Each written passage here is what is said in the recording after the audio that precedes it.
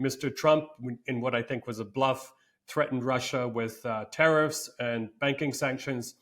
Problem there is, I think trade is down to $3 billion, which is nothing. And I think most of the sanctions on banks have already been levied. So, I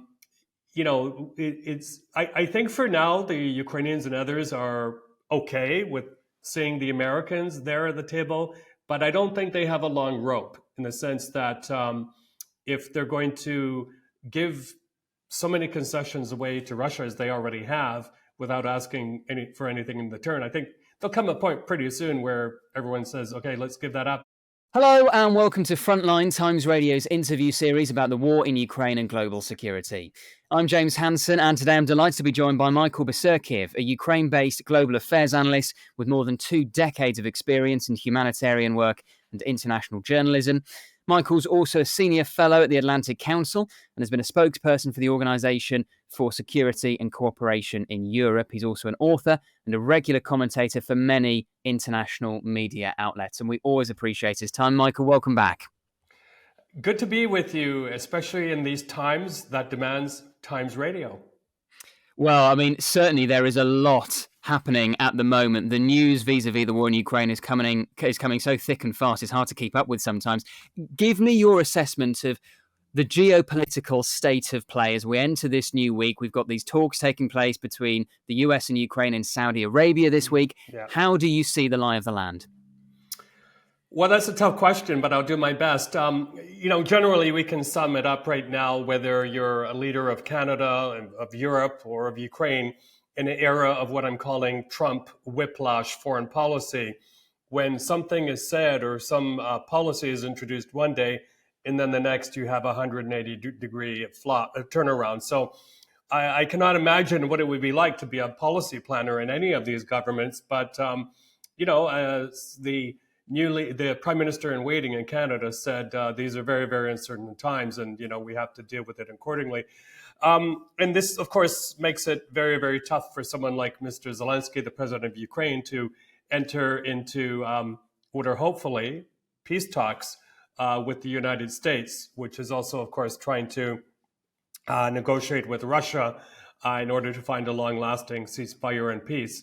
But the other kind of cloud, if you will, overhanging all of this is we're also at a time where dictators, whether you're a leader in Russia, in Iran, North Korea, China, Venezuela, let's add them, you're feeling probably free reign, like especially if you're in the Kremlin, 10 Christmases coming at once when, without offering any concessions, the United States normalizes diplomatic relations. It cuts off military aid and intelligence to your number one enemy, Ukraine, where it's also floating ideas, for example, of normalizing flights as well between the two. It's just a time when I think the rules-based international order is in a bit of free fall. And a bit of a sidebar to this, because I think it connects with what I just said. If you're an autocrat like Xi Jinping sitting in Beijing, and, you've got your eye on the tantalizing target of Taiwan, I'm sure that they're doing new calculations, trying to figure out whether now is the time to move. And in fact, as we speak, there's effectively a quarantine by China of Taiwan by cutting of submarine internet cables, that sort of thing. But going back to the situation here, of course, this is happening at a time when Europe is absolutely scrambling in a chaotic way to decide what to do, to decide how to come up with the funds to help arm not only themselves and Ukraine also in this period when the U.S. is withdrawing from the European security umbrella. I don't have much sympathy for them, to be frank, because I think during Trump 1.0, if there should have been one thing they should have learned is that U.S. assistance, military assistance is very, very unpredictable. Expect more trade wars. And we are slowly seeing this now that, a lot of countries, I think led by the United Kingdom and France in this regard, are preparing their citizens for a wartime economy. again, there should have been a long, long time ago. And one or two more things. We're also in a situation where leaders in the alliance that the bloc that supported Ukraine are changing. Mr. Trudeau has just left the scene. We're having elections in various other countries. We just had Germany's. There's uncertainty in Romania. There are parliamentary elections in a few months here in Moldova, where Russia will try to play a very, very heavy hand.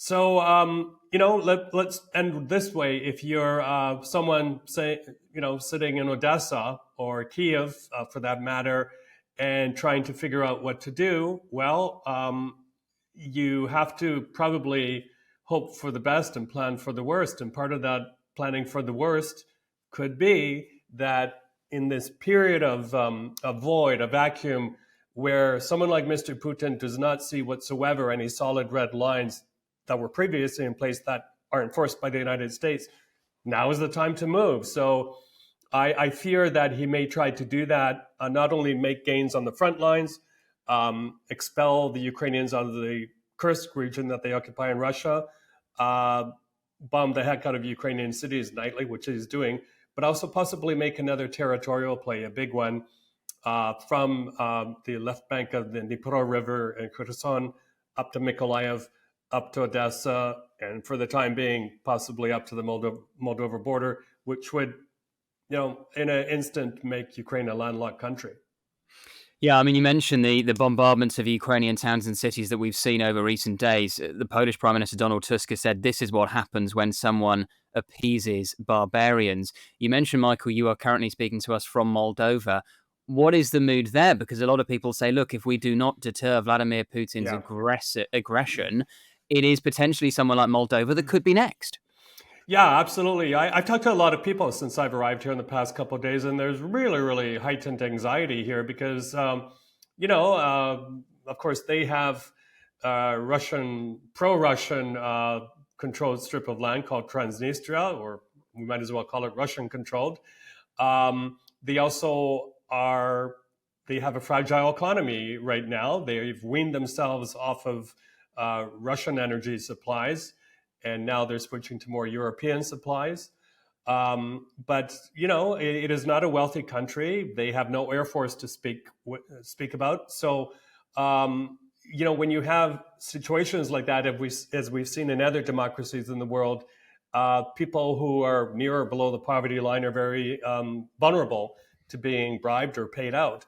And of course, there's so many other tools in the Russian playbook that could be used here in Moldova, as we saw happen in Romania, use of exercising social media to put a pro-Russian candidate near the front. Well, he's now apparently been disqualified. Severing of communication links is fairly easy to do, causing disruption. And also, the situation here is there's a very, very big diaspora of Moldovans around the world.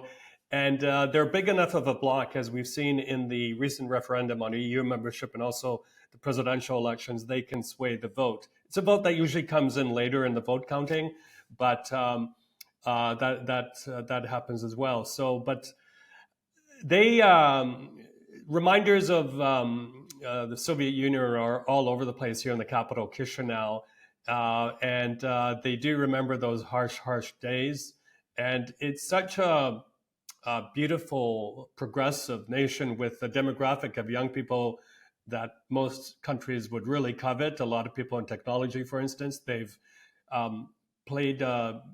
they've opened their doors to something like 80,000 Ukrainian asylum seekers who are all contributing to the economy. So, yeah, but I don't think I felt this state of anxiety here as in previous visits.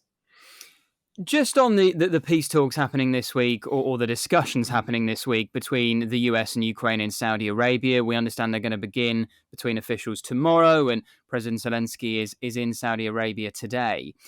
Why does Ukraine need to involve the US in these discussions anymore? If the Trump administration is no longer even pretending to be an honest broker, if it has essentially switched sides to take Vladimir Putin's side, if it's paused military aid and intelligence sharing, then what is the obligation for Ukraine to involve the US in these discussions? Could they not negotiate directly with the Russians, or could they try and use the Europeans, say, as a kind of mediator? Well, that's a very good question, and I think you're the first one to ask me that. So, um, I don't think they're in a state of play, for example, to have direct bilateral talks with the Russians, although let's remember that that did take place pretty much at the start of the war. There were talks in Belarus and Turkey, I believe. Um, but I think the United States is viewed as pretty much the only, we can still call them a superpower, that has sway over Russia, in theory, because of its military might, its ability to, apparently, I should use the word apparently, to inflict more economic harm on Russia, although I think most levers there have been pulled by the previous administration. Mr. Trump, in what I think was a bluff, threatened Russia with tariffs and banking sanctions. Problem there is, I think trade is down to $3 billion, which is nothing. And I think most of the sanctions on banks have already been levied. So, I think for now, the Ukrainians and others are okay with seeing the Americans there at the table, but I don't think they have a long rope in the sense that if they're going to give so many concessions away to Russia as they already have without asking for anything in return, I think there'll come a point pretty soon where everyone says, okay, let's give that up. And, I think Turkey, for example, is well placed. They've hosted talks in the past, as I've mentioned. Mr. Erdogan is a tough guy. I think he does like Ukraine, but he is seen by the Russians as pretty neutral. He has both leaders, Putin and Zelensky, on speed dial. I don't know, these talks coming up this week are being hosted by Saudi Arabia.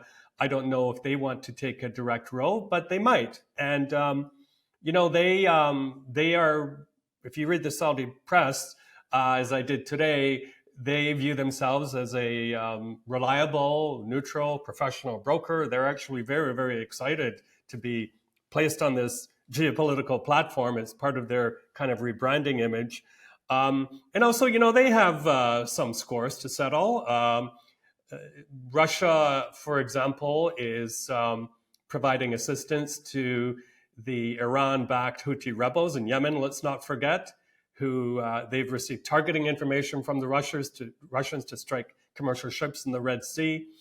But maybe as part of this, the Saudis could use it as an opportunity to get the Russians back on board. And then, the other thing here, I was thinking today, Saudi Arabia, of course, has received a lot of funding and aid from the United States in the past. But again, I think as part of their Vision 2030, like India is doing, they're going to be looking at diversifying, for example, military purchases, not relying solely, for example, on the United States.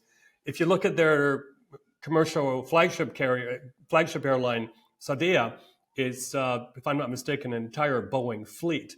And, again, the Indians are discovering, I was recently there, that maybe it's not a good idea just to rely on Russia as your biggest supplier of military equipment or military kit. Maybe look towards France and other European countries too.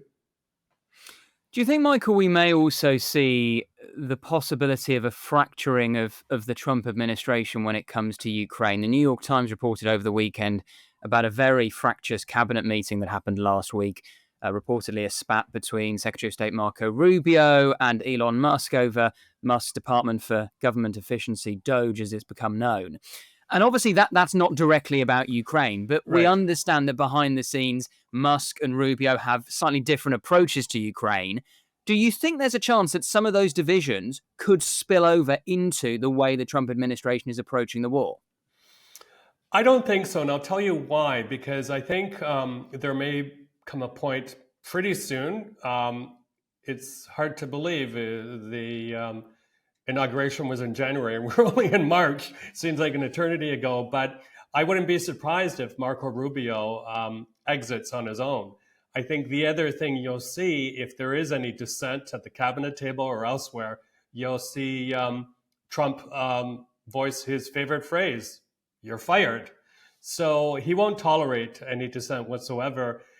And, you do have to wonder, because I think there's some growing up genes in some of these key players from the American side, that they do see the value of bringing peace to the region, because we're also intertwined and interconnected these days, that a war or conflict in one part of the world can easily affect the entire global economy. So I think the gentlemen coming to the negotiating table this week are sincere about wanting peace, although they do tend to contradict themselves as well. But at the end of the day, it's Mr. Trump to make the decision. And as the Canadians are finding out very quickly, he can say one thing one day and another thing completely different the next, depending perhaps of what mood he woke up in, or what he ate that day, or what was the last thing someone whispered into his ear. But one thing, this is kind of going back to your earlier question, is I think it's also becoming clear, or if it didn't become clear to people, it should have in that Oval Office chaotic dust up, that Mr. Trump has, in his puppet vice president, J.D. Vance, have unbelievable animosity towards Mr. Zelensky and towards Ukraine. I don't think this was an act.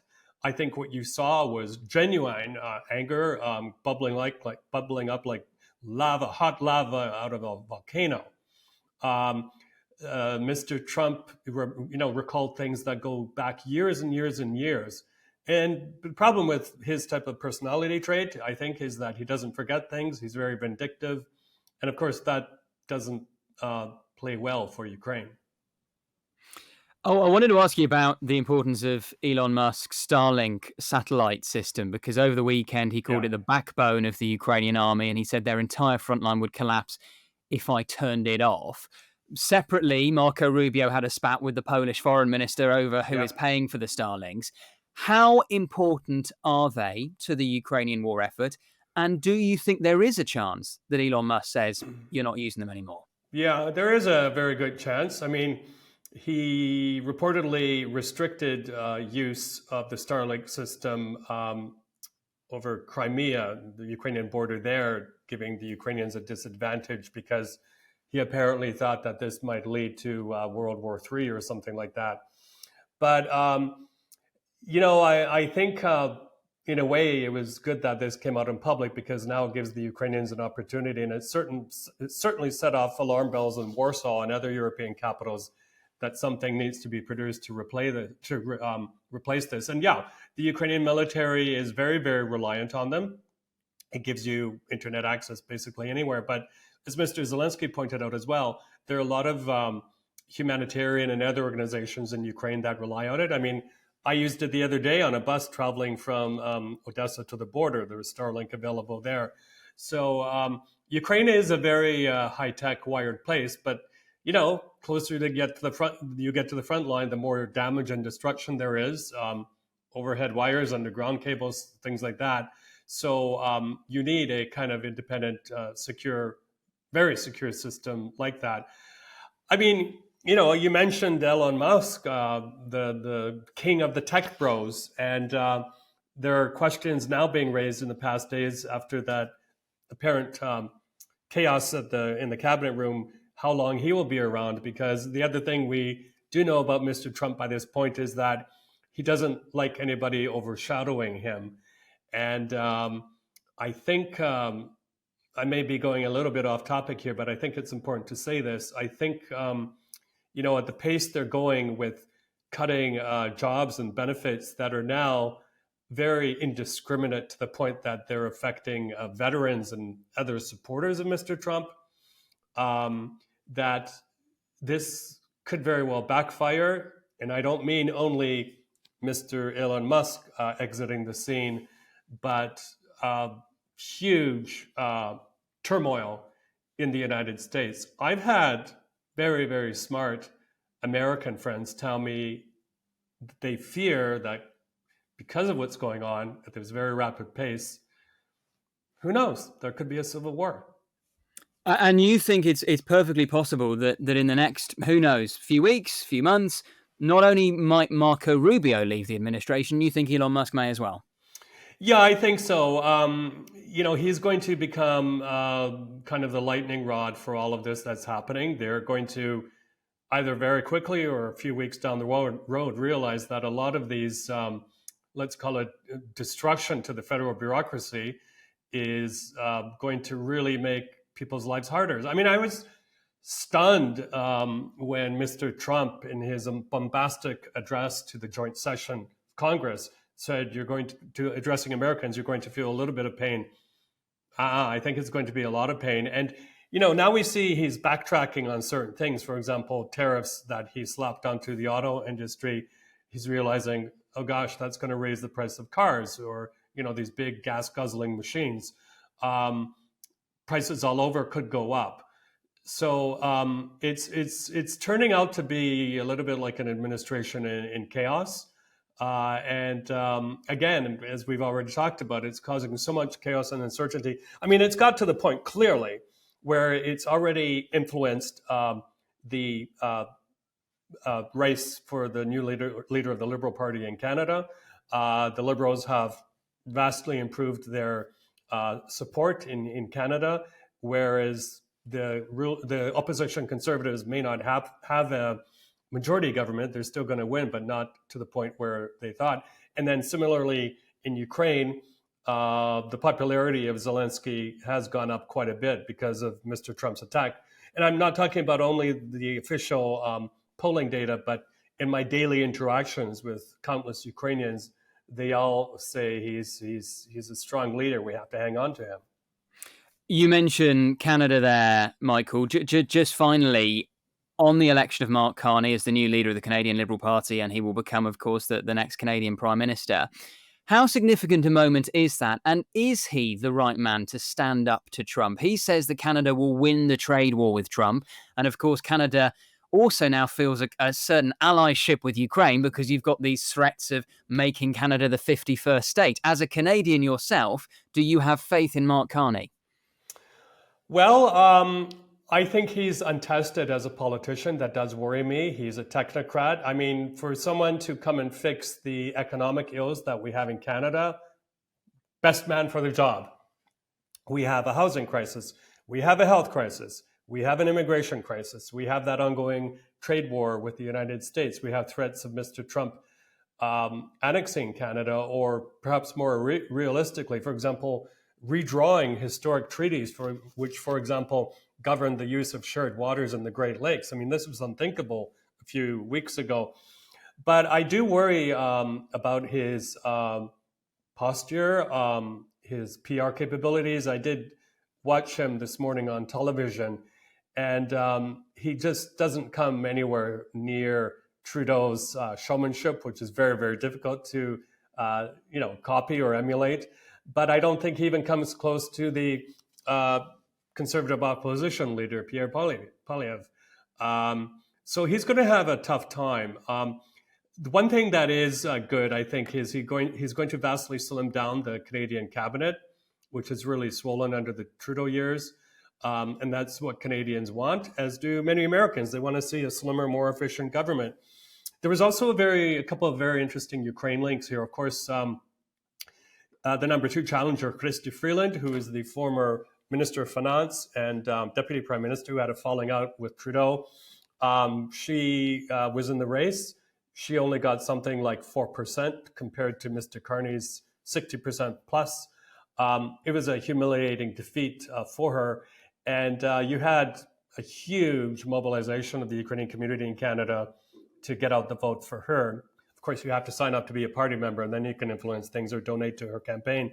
But I think she was regarded as toxic goods, too closely tied to the Trudeau policies, and resigned far too late. He was already in the phase of introducing voodoo economics that no one could really understand. So we'll see. But, and the other thing is, let's see how long Mr. Carney will be prime minister, because an election has to happen by this fall. The Liberals no longer have a cooperation agreement with the New Democratic Party in Parliament.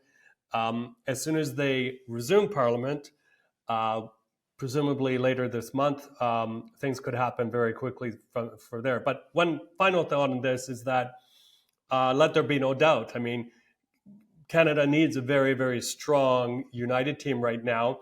And, the level of patriotism I'm seeing from Canadians is amazing. We never had this before.